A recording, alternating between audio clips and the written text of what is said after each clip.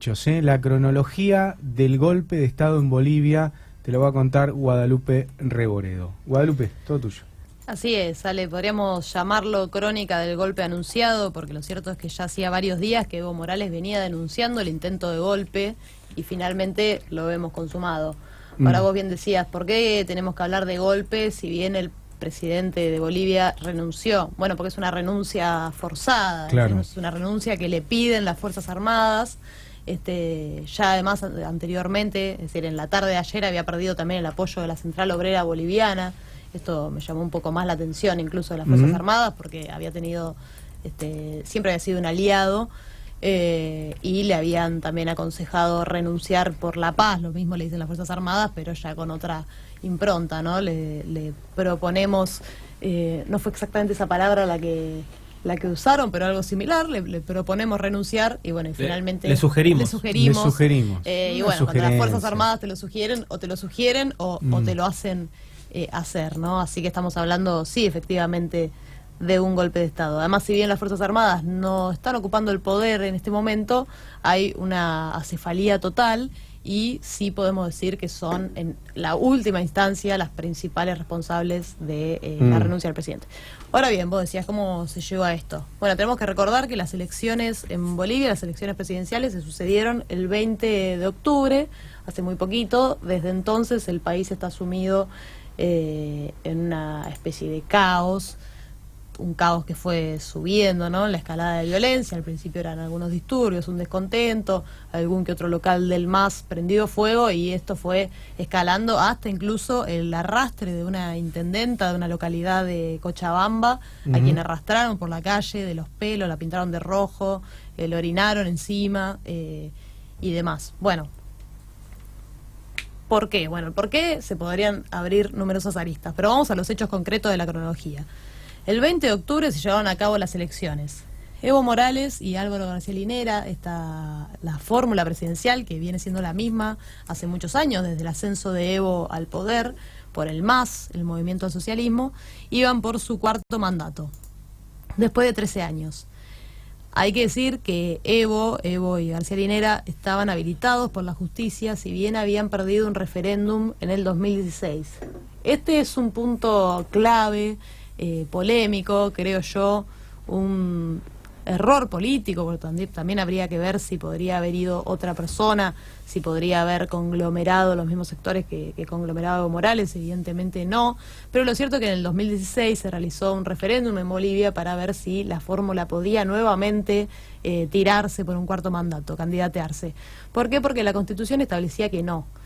En el referéndum ganó el no. Es cierto que hubo una campaña sucia muy fuerte en su momento, que decía que Evo tenía un hijo no reconocido. Después la propia mujer, la supuesta madre de este hijo, terminó confesando que había sido toda una mentira y demás, pero bueno, en su momento ganó el no en el referéndum. Sin embargo, después, por distintas cuestiones, por otras cuestiones de la Constitución, la letra chica, digamos, quedaba ambigua la cuestión, y finalmente la justicia habilita a tirarse por este cuarto mandato, con lo cual ya teníamos una polémica planteada en el escenario electoral. Ahora bien, el 20 de octubre de la noche, una vez ya consumado el acto electoral y cuando se empiezan a emitir los resultados, Evo queda con el 45,28% de los votos, y Carlos Mesa, el segundo, o sea, el contrincante mayor de la oposición, expresidente de Bolivia, queda con un 38,16% de los votos. Hasta acá solamente se había escrutado un 84% de la elección, es decir, que faltaba bastante, y además faltaban zonas más propensas al MAS, al oficialismo, zonas rurales que aparentemente era más complicado que llegaran los números y demás. De todas maneras, el conteo de votos se frenó hasta el día siguiente, y esta es la segunda polémica de las elecciones, y lo cual abonó la teoría o bueno, lo que finalmente la OEA concluyó que sí, que son las irregularidades de la elección. Ahora bien, ¿qué era lo clave esto? Que el 20 de octubre a la noche se iba a un balotaje con este resultado. Se iba a un balotaje porque en Bolivia tenés que ganar con el 50% de los votos o más del 40% con un 10% de diferencia, ¿verdad? Similar a Argentina, solo que en Argentina con más del 45% ya se te da como ganador. Bueno, El 21, el lunes 21 de octubre, es decir, al día siguiente de la elección, ya con un 95,63% escrutado, es decir, que nuevamente se renueva el conteo, se renueva hasta, mal dicho, se renueva el conteo de los votos. Evo queda con un 46,4% de los votos y Mesa con un 37,07% de los votos. Era muy poquito lo que faltaba para que Evo Morales efectivamente ganara en primera vuelta y fuese por un cuarto mandato. Y como bien te digo, seguía faltando un porcentaje para escrutar. Ya este día, el lunes 21 de octubre, Mesa comenzó a denunciar fraude. No irregularidades, no faltaba fraude. Fraude, directamente. Y incitó directamente los disturbios. Y comenzaron los disturbios que siempre, o sea, desde el vamos empezaron siendo muy violentos. Después, como te digo, ya fue creciendo la escalada con amenazas de muerte a funcionarios. No importaba tampoco la investidura. Gobernadores, intendentes, diputados fueron amenazados, ellos, sus familias, quemadas las casas. Pero bueno, el lunes 21 de octubre recién comenzaba. El 22 de octubre, distintas organizaciones llaman a un paro por tiempo indeterminado hasta que se resuelva esta situación. Estamos hablando del día martes. El miércoles 23 de octubre, Evo denuncia que está en marcha un golpe de Estado. Es decir, que ya hace días, o sea, esto no ocurre de un día para el otro, ni se le ocurre a Evo Morales renunciar porque claro. Sí, ni nada. El 24 de octubre, 4 días después de la elección, con el 99% escrutado, Evo queda como ganador en primera vuelta. Y acá podríamos decir que se termina de desbandar todo. Ahora bien, algo que yo recalqué además en su momento cuando hice la columna sobre las elecciones. Estamos hablando de una diferencia chica para ver si ganador en primera vuelta o balotaje. Ahora estamos hablando de 10 puntos de diferencia. 10 puntos, ganar ganó. Y casi un 50%, es decir, no estamos... tiene, o mejor dicho, democráticamente ha sido electo presidente y con un amplio porcentaje de los votos. Ahora, Guada, también hay que reconocer por ahí algunos errores políticos, ¿no? Que también le dan marco a esto. Digo, el hecho de que se haya cortado el recuento de votos, el recuento provisional, por un par de horas, si mal no recuerdo, cuando estaba perdiendo Evo Morales, y después se restablezca. Digo, ¿esto se supo por qué fue? ¿Qué pasó? Porque esto me parece que también generó mucha sospecha en toda la sociedad de Bolivia, ¿no? Sí, no perdiendo, pero no todavía la diferencia pero no tan tenía, amplia. No, claro. A ver, aparentemente sí hubo un error con el sistema. A ver, el propio Evo también denunciaba, es decir, en el día de ayer, cuando él anuncia que va a haber nuevas elecciones, él también dice que van a ser removidas las autoridades del Tribunal Supremo Electoral. Claro, esto también, claro. Es decir, ¿por qué pasó?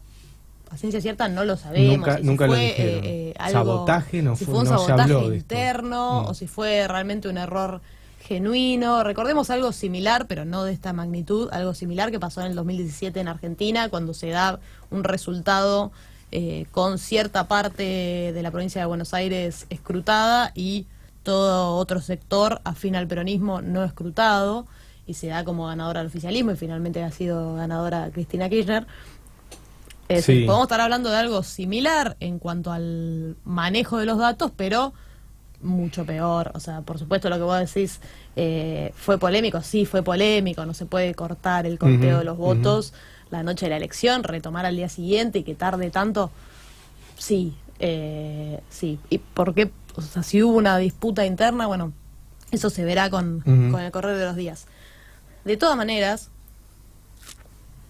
como vos también decís, la OEA, que en su momento puso el grito en el cielo, finalmente reconoció que Evo Morales había salido primero y Mesa segundo, que lo que no podía reconocer era que efectivamente hubiese ganado en primera vuelta y que había habido irregularidades, pero no habló de fraude electoral, claro. Y tampoco habló de, que Evo había sacado un 20%, no.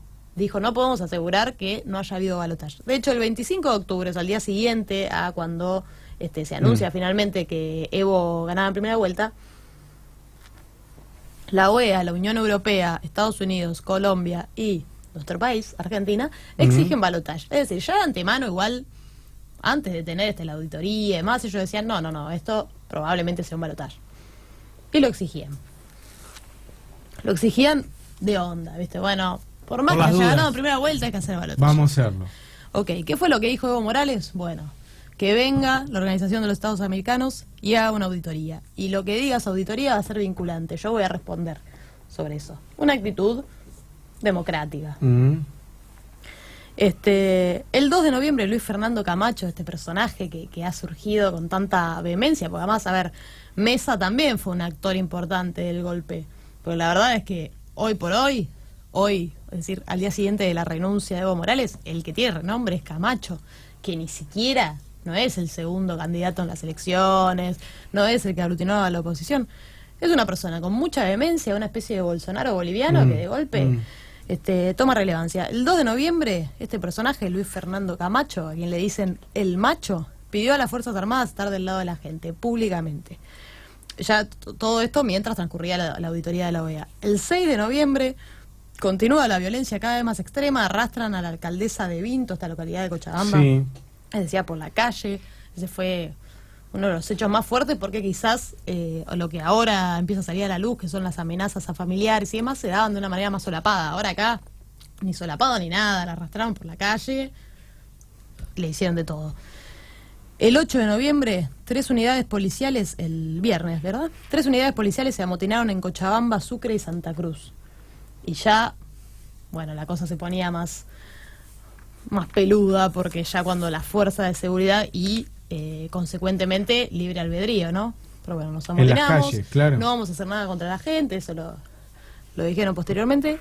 El 9 de noviembre, efectivos de la Unidad Táctica de Operaciones Policiales se amotinan y llaman a nombrar nuevos comandantes directamente, es decir, se iba poniendo más seria esta situación. Y el 10 de noviembre finalmente se conoce la auditoría de la OEA que exige nuevas elecciones diciendo esto, bueno, hemos reconocido irregularidades, algunas irregularidades muy serias, por ejemplo decían que muchas actas estaban firmadas por la misma persona, siendo que por supuesto o sea, las personas tienen que estar dedicadas a una mesa exclusiva y además eran, por ejemplo, 50 actas con el mismo nombre, bueno, pero sí, sin hablar de la palabra fraude y diciendo lo más probable es que Evo Morales tenga el primer lugar, pero no quizás balotaje. A esto, ¿cómo responde Evo? Dice, bueno, hace una conferencia de prensa temprano y llama a nuevas elecciones. Dice, yo voy a responder al pedido de la OEA y además llama a cambiar las autoridades del Tribunal Supremo Electoral. De ahí, a partir de eso, los hechos, como una bola de nieve, claro. porque uno decía, bueno, ya de por sí era un retroceso fuerte, o mejor dicho, un avance fuerte de la derecha. Además, llevar a cabo un proceso electoral implica una cantidad de tiempo, es decir, no es que iba a ser mañana, por lo menos 1 o 2 meses para acomodar las cosas. Sí. Probablemente iba a ser el tiempo hasta que terminara también el mandato de Evo, que era el 20 de enero, pero digamos, no se hace de un día para el otro. Ayer los hechos se sucedieron, por ejemplo, Mesa dijo, está bien la idea de las nuevas elecciones, pero Evo Morales no puede ser candidato, por ejemplo, y ya se planteaba la proscripción directamente del candidato principal. Los hechos más fuertes que se suceden ayer, porque ya sabíamos que los opositores eran opositores, es que la Central Obrera Boliviana, la COB, la central de mayor magnitud que aglutina sectores obreros, profesionales, también participan estudiantes y demás, y además aliados del MAS, y esto quizás habría que analizarlo con posterioridad, qué fue lo que pasó en esa alianza, comunican en conferencia de prensa a la tarde que esta situación no da para más y que si es necesario el presidente tiene que renunciar por la estabilidad del país. Muy poquito tiempo después, creo que no pasó ni una hora, es finalmente el anuncio de las Fuerzas Armadas, que además escuchamos acá hace un rato, que en conferencia de prensa dicen, bueno, le sugerimos al presidente renunciar, y ahí Evo Morales que presenta su renuncia y la situación que estamos viendo en la calle de Bolivia. Tengo entendido que antes hubo un diálogo entre las fuerzas y Evo y parece que obviamente viendo cómo venía la situación que ya no va para más. Y también dicen que se habían reunido Camacho y representantes de las Fuerzas Armadas la noche anterior, la noche del sábado. Claro. Sí, por supuesto que después los entretelones, ahora públicamente las conferencias, los twitters y demás fueron esos. ¿Qué es lo que no se sabe todavía? Bueno, ¿qué va a pasar? Aparentemente lo que sí sería seguro es que en un lapso de 90 días, 91, 92, sino, según cómo se acomoden ahora las cosas, a ver a partir de cuándo se cuenta, se deberían llamar a elecciones. Claro. Lo que no se sabe primero es quién se va a encargar del gobierno, porque como decíamos hace un rato, todos, es decir, renuncia el presidente, asume el vicepresidente, pero también renunció. Bueno, asume la presidenta de la Cámara del Senado, que también renunció, la presidenta de la Cámara de Diputados, que también renunció. Bueno, toda una cadena de mandos, con lo cual podría asumir la vicepresidenta segunda del Senado, que es Jeanine Áñez. Esa es una de las opciones, que igual necesita el aval de la Cámara, y que de todas maneras asumiría para poner en orden, para organizar las elecciones. El problema, Aguada, que no le pueden garantizar la seguridad a los diputados y senadores del hasta el ayer oficialismo, ¿no? No le pueden garantizar la seguridad porque están resguardando su seguridad en lugares donde no están habitualmente. ¿Por qué? Tienen miedo de que estas hordas los persigan y golpeen a ellos, a su familia, con lo cual todo esto es un problema también. Sí, por eso son los dos grandes interrogantes. ¿Quién se va a hacer cargo y qué va a pasar con Evo Morales y con todos los dirigentes del movimiento al socialismo? Sobre todo, a ver, lo que estamos viendo es algo muy similar a lo que pasó, por ejemplo, en Libia, que nosotros desde el lugar que o sea, estamos muy lejos y además es muy poca la información que nos llega, y lo que nos vendieron fue una revolución, la revolución de colores, la revolución popular, y terminaron matando al presidente. Claro. Es decir, ¿estamos hablando de que Evo Morales corre peligro de muerte? Sí. Sí. La verdad es que sí, y ya lo hemos visto a nivel mundial. Esperemos que no, pero la verdad que sí. Ahora, lo que sí no me quería olvidar, ayer, Evo Morales renuncia y emite un par de tweets muy duros, y en uno de esos, a la noche, denuncia que, leo literal, un oficial de la policía anunció públicamente que tiene instrucción de ejecutar una orden de aprehensión ilegal contra mi persona. Sí. Sin embargo, acto seguido, o al poco tiempo, el comandante general de la policía de Bolivia, esto ayer por la noche, desmintió, dijo que no era correcta la información que tenía Evo, y desmintió a Camacho, que había sido el que originalmente había dicho que tanto la policía como las Fuerzas Armadas buscaban a Evo para detenerlo. Acá vemos un quiebre, quizás el primer quiebre, por lo menos público, de este eje de fuerzas opositoras que se aliaron para, iba a decir destronar, pero sería avalar que Evo era una especie de rey. No, bueno, remover a Evo Morales de su cargo. Eso es interesante. Provocar un golpe. Sí, pero es interesante que la policía haya dicho, esta información no es real. Ahora, es cierto que la seguridad de los dirigentes no la pueden resguardar. No, claro. Ahora. Y ese tuit que vos decís, Evo Morales lo tiene fijado. Es el primero que van a leer si entran al Twitter de Evo Morales.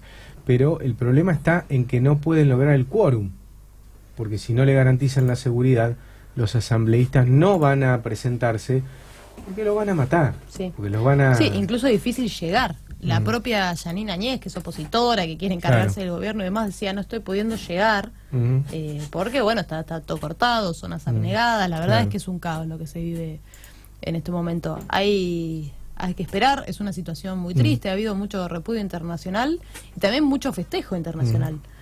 Por ejemplo, Ricardo Montaner, hoy lo veía y digo, bueno, si algo le faltaba a Montaner, que canta horrible, es decir ¿Qué pasó con Montaner? Cantó y dijo, ¿qué dijo? Tuiteó, se fue Evo, qué chévere, uno menos, y lo que sigue no lo recuerdo, esto que estoy diciendo es textual. Y así un par de artistas y algunas personalidades, el propio presidente Mauricio Macri, que no denuncia golpe.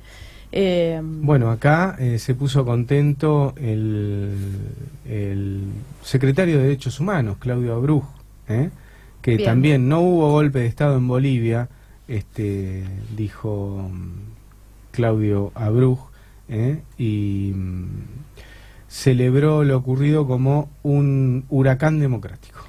Bien, a ver, para hacer una analogía que la pensaba hoy, decir que no hubo golpe de Estado en Bolivia es como decir que Santiago Maldonado se tiró solo al agua. Sí. Es decir, Sí, vos podés decir se tiró al agua y corría la policía, se tiró con ropa con 2 grados bajo cero. Vos podés decir que Evo renunció, se lo sugirieron las Fuerzas Armadas. Es decir, bueno, la verdad es que si te querés agarrar a la letra chica podés interpretarlo de una u otra forma, no, pero es una locura, cuando te lo sugieren las Fuerzas Armadas no hay mucho margen. Es golpe de Estado. Sí, además de la persecución a los dirigentes del MAS, a los familiares de Evo. La anarquía, ¿no? Prendieron fuego a la casa de su hermana.